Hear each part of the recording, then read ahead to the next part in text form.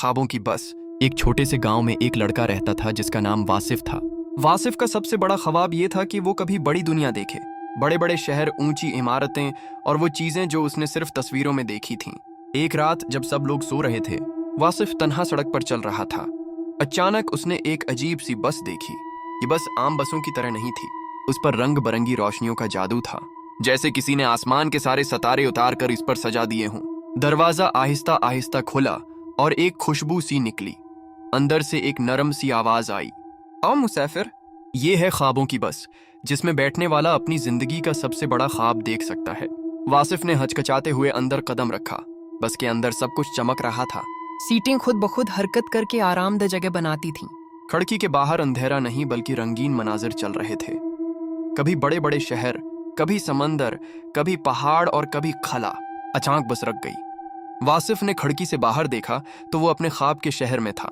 वो शहर जहां सब कुछ उसकी मर्जी से होता था। इमारतें उसके इशारे पर रंग बदलती थीं, गाड़ियां खुद चलती थीं और लोग उसके नाम के नारे लगा रहे थे। वासिफ खुशी से पागल हो गया, लेकिन जल्द ही एक बड़ी स्क्रीन पर लिखा आया, ये सब कुछ सिर्फ तब तक है जब तक तुम वापस जाने का फैसला नहीं करते। अगर तुम यहीं रहना चाहते हो तो तुम्हारा पुछला जहां हमेशा के लिए खत्म हो जाएगा। अब वासिफ के पास दो रास्ते थे, या तो वो हमेशा के लिए ख्वाबों की दुनिया में रह जाए, या फिर वापस अपने गांव, अपनी पुरानी जिंदगी में लौट जाए। कहानी यहीं खत्म नहीं होती। असल सवाल ये है कि अगर आप वासिफ की जगह होते तो क्या करते। वासिफ का फैसला। वासिफ उस ख्वाबों की बस में बैठा खिड़की से बाहर देख रहा था। एक तरफ रंगीन दुनिया थी, जहां सब कुछ उसके इशारे पर बदलता था। हर तरफ लोग उसका नाम लेकर खुशी से शोर मचाते थे, वासिफ वासिफ वासिफ।